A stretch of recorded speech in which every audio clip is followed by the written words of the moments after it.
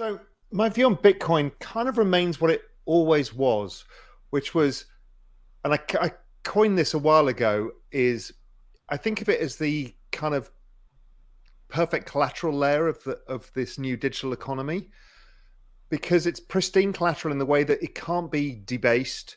You know, if you think of how, let's say, a treasury bond works, it's kind of weird because when everybody needs treasury bonds, the Fed creates more of them. So your collateral is actually worth less over time, which is the debasement of money idea.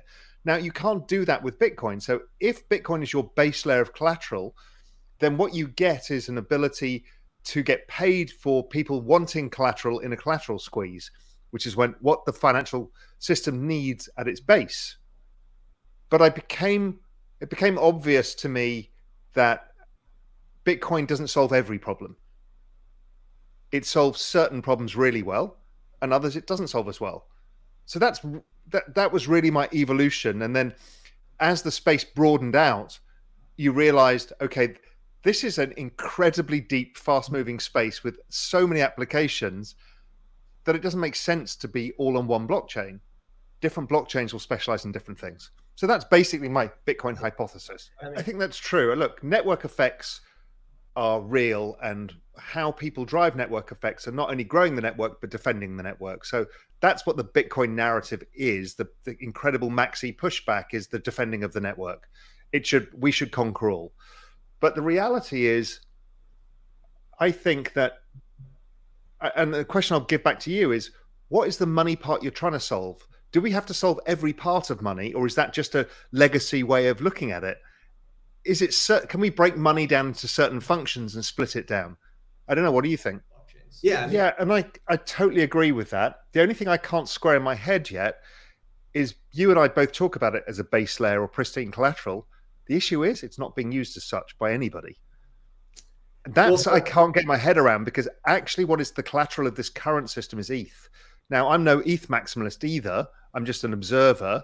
And I'm like, I can't square that away, because it's not like at the bottom of every DeFi protocol is the collateral of Bitcoin.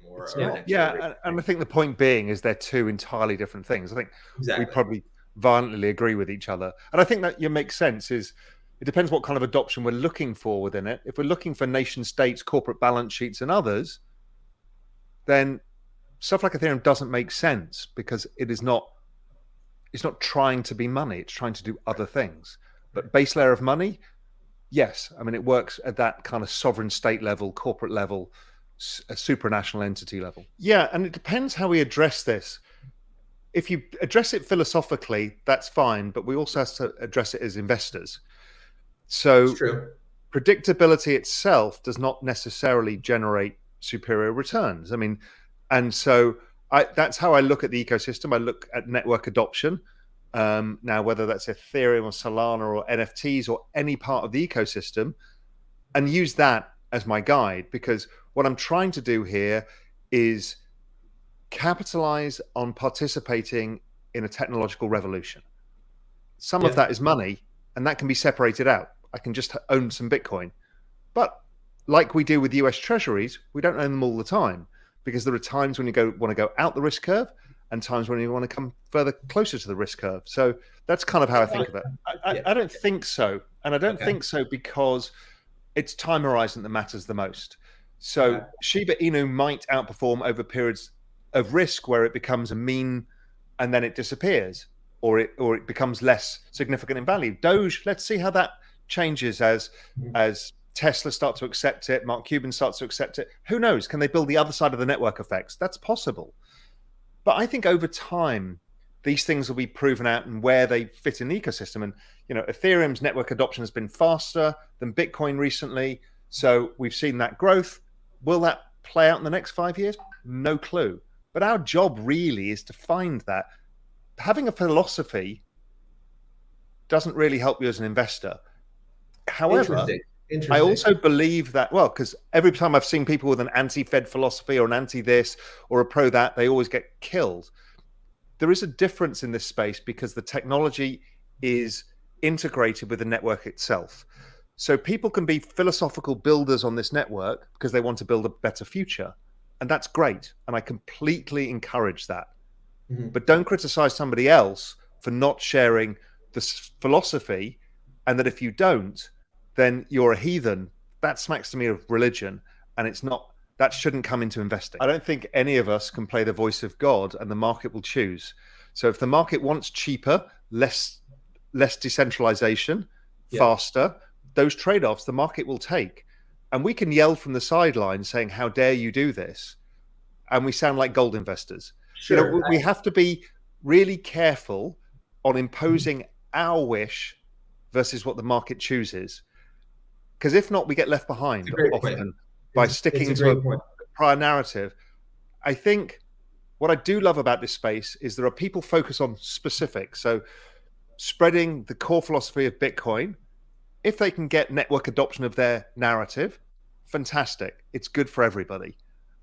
So it's kind of it's more fluid, I think, than people want it to be. The question is how are you going to stop it in a free market full of entrepreneurs all looking for an edge? It's impossible to stop now. So you have to hope that the market sees the relative differences and understands the trade-offs. And we can talk about that and explain it to people. But the point being is because it's decentralized, it's not like Google making a decision here. There's millions of entrepreneurs deciding to try something different. And we can't say don't. No, I look at it at a much broader level than all of this. I look at it as the enabling the digital age for the transfer and ownership of value in whichever format that comes. And we will have millions of different needs and use cases for millions of different things. Which ones survive is like any business. Which network survives, it depends whether people believe in it, they find utility from it and value from it. If that is the case, it can survive. But we don't know where this is going. So I'm not thinking of it in any way as an investor in my long-term horizon, apart from the fact that it's probably, whatever it is, $2 trillion today, and it probably goes to $200 trillion. How that's composed in the future, I have no idea. But what I know is where it's going and why it's going there, because to create the internet of value, which is distributed, giving ownership back to the individual away from giant corporations, is something that the whole space is building towards. So that philosophy, everybody shares, which is interesting, versus the specific philosophies of different protocols. I don't believe in a winning blockchain. I think it shifts over time. I believe in interoperability and the fact that we will choose to trade off. Let's say we want to give out some NFTs to Real Vision users. Now, we might not use Ethereum because it's going to cost us $250 to mint. So maybe we use another chain. But if it's interoperable, you can then store it in your Ethereum wallet. Again, I think we're so used to the monopolistic tendencies of large corporations who can create moats that we forget that this is almost the opposite, and we don't know what the outcomes are, and that's half the excitement of the space, is not knowing. Now, as you said, I don't think there's any competition to Bitcoin at that moneyness layer, that base layer, that pristine collateral, because nothing else is trying to solve for that, because it's actually hard to improve.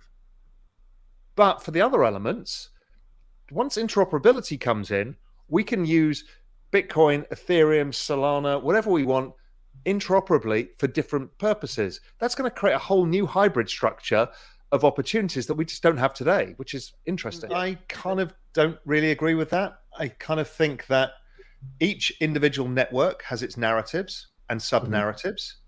If that narrative is attractive enough to enough people, it will grow as a network. And if it's not attractive, it won't grow as a network. So Shiba Inu is unlikely to grow as a network over time unless it has a network utility, which it currently doesn't have. So in which case, interest dies over time.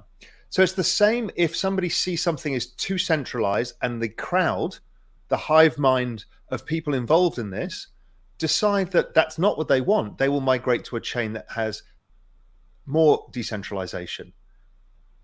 So again, I don't think it's up to us to say, but we can choose the ecosystem we want. So I choose to be a more active participant in the Ethereum ecosystem because of how it treats its network participants, which is less combative than those in the Bitcoin ecosystem. That will change over time too. Narrative shift, people shifts, that kind of stuff. But I think we tend to coalesce around places, networks that we feel suit our needs.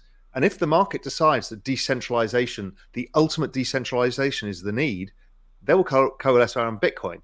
If they don't, they won't. I've spent a bit of time looking at investigating why people react the way they do on social media, and it's never for the reason you think it is. I got involved in anti-climate change Twitter, and I actually singled off a few people to have a conversation. Like, what is it that you actually fear? Why will you not take Pascal's dilemma? Why will you not think that the upside of less pollution and greening takes away the catastrophic downside? Why would you not take that bet? And the answer came back from many people is, we don't want our gas prices to rise, and we don't want them to increase our tax on our petrol. So what it was actually an economic situation that has spilled over into a philosophical situation. And I think we'll probably see the same in Bitcoin, where many people have got into that network, they believe in it as their store of money, and they don't like it if it gets threatened because they don't have a lot of money. And it's terrifying to them, and rightly so. And I get it. I understand why emotion spreads so much, particularly when it's a network that you own a part of. So it's a really complex psychological thing, as well as an economic thing, as well as a financial.